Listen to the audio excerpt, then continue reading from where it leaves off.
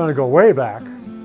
I grew up in North Dakota. Our big deal was to put on our ice skates, go down to what we called the Mouse River, so the service river that ran through Minot, scrape off the snow and play a little hockey on the river. My first major league game was in 1961. My dad took me to Minneapolis. We went to see the Yankees play, and that was the year of Roger Maris's 61 home runs and Mickey Mantle's 54. So that really cemented my affinity for the Yankees.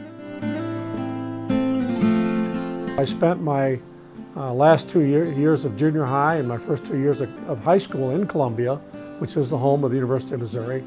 So my junior year, I went to a sorority social event, I guess, to put it that way, and met her there. We dated really kind of off and on for the next 2 years, and then fairly seriously the last part of my senior year. She decided to go with me, and we ended up in Hannibal, Missouri, and so now 49 years later, she's still my wife, and we're still together, having raised 4 kids, and just it's amazing how fast the time goes by. We spent our 49th anniversary at home eating pizza and watching TV, so probably have to step it up a little bit for the 50th. My first job was in Hannibal, Missouri. I was a one-man sports staff. Learned a whole lot during that time period, worked about 80 or 90 hours a week, but when you're young and dumb, it doesn't make any difference. It really taught me the value of time management, but also responsibility and getting things done. And I was there for about a little more than a year before I left for another job, but really enjoyed it, look back on it very fondly. Left there to go to Tulsa to work for the Tulsa Tribune, which was an afternoon paper there, and spent a little more than a year with the Tulsa Tribune before a job opened at the University of Tulsa. And through a colleague of mine at the newspaper, I was able to get an interview with the university and ended up getting the job, and that started my intercollegiate athletics career. And I ended up leaving it about 4 years later to go to the Missouri Valley Conference. Started in 1978, which was Larry Bird's senior year at Indiana State University. And I had no idea what I was getting into at that time, or what I was watching at that time. And ended up in Denver. Had not been to Denver until the time I'd interviewed for the job with the WAC, and came here. I'll never forget it. It was August 4th of 1985. I lived in my boss, the commissioner at that time was Joe Kearney. He allowed me to live in his garage. He had a little apartment above his garage where I stayed for about 2 months while my wife was trying to sell our house in Tulsa. It was great. He had a cat named Bonsai, and Bonsai would sleep with me every night, come up and sleep on the pillow. I think, if I have this right, we were living in the then Commissioner Joe Kearney's house just for a very short time while my parents looked for a home when we moved here. And I just remember he had a cat named Bonsai that was a Siamese.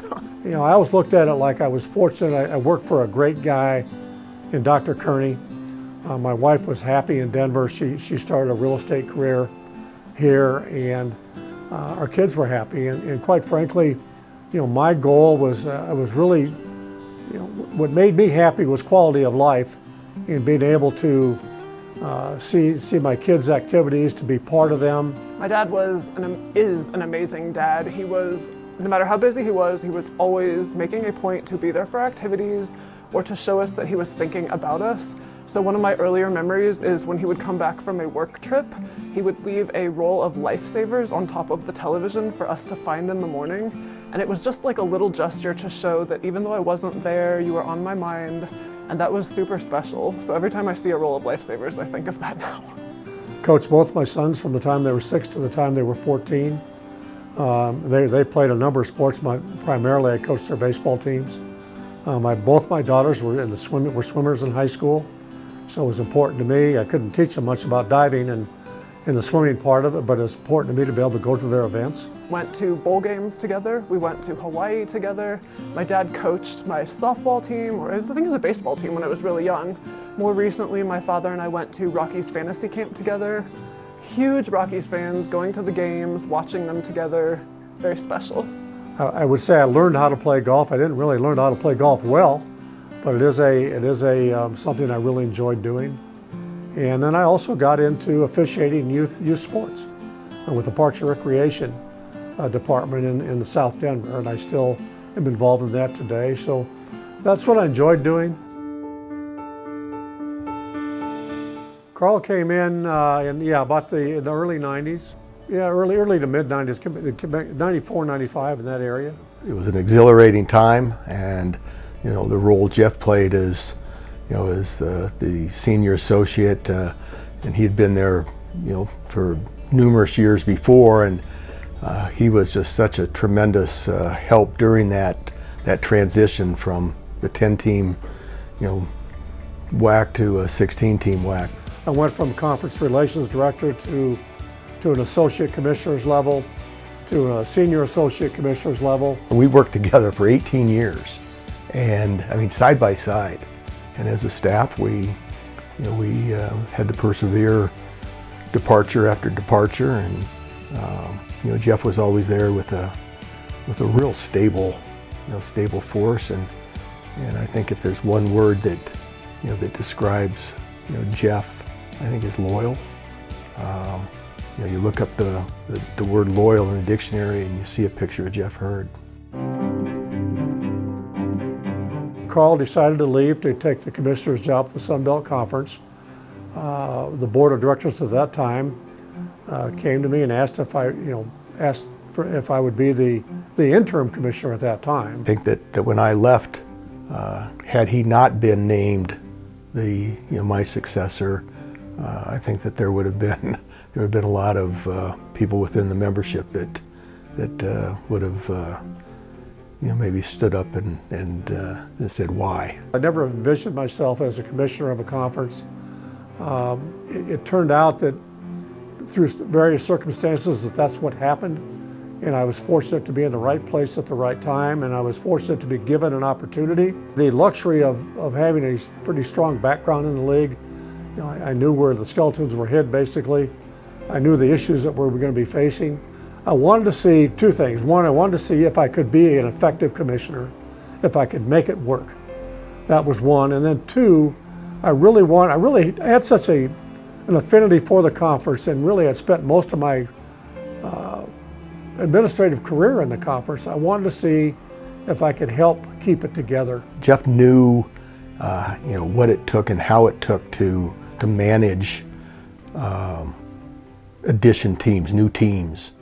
I think here in the last year now, you've seen how he was able to manage the transition of the new members coming in, and he deserves a ton of credit for holding the WAC together. He really, I think, without Jeff's leadership, there were many times when the WAC probably could have just folded their tents and went out of business. It was a goal of mine to help the conference pull out of what it was in at the time. Not so much that I wanted to be the commissioner, although that was certainly part of it.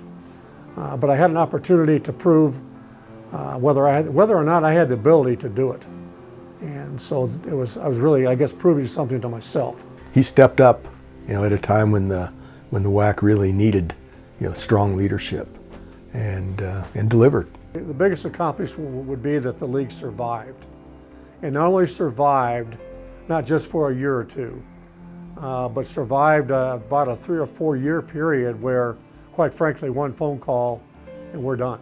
Jeff Hurd has resurrected, the Western Athletic Conference. This day comes for everybody sooner or later, and I always knew that when it came, whether it came 10 years ago or 10 years from now, I'd be in the same boat. I wouldn't know what I was going to do, but I would figure it out, and I will in this case also.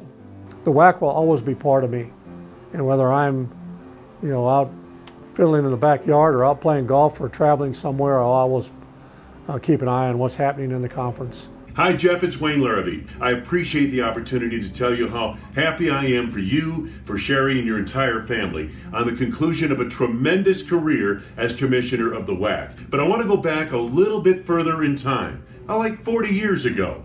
1981 to be exact, when Darrell Ewald, the late Darrell Ewald, our producer and director, put me on play-by-play, Bob Ortigal, the former Drake coach, on analyst, and he had you as the liaison between the Missouri Valley Conference and our television crew, which was putting together the first MVC Game of the Week telecast.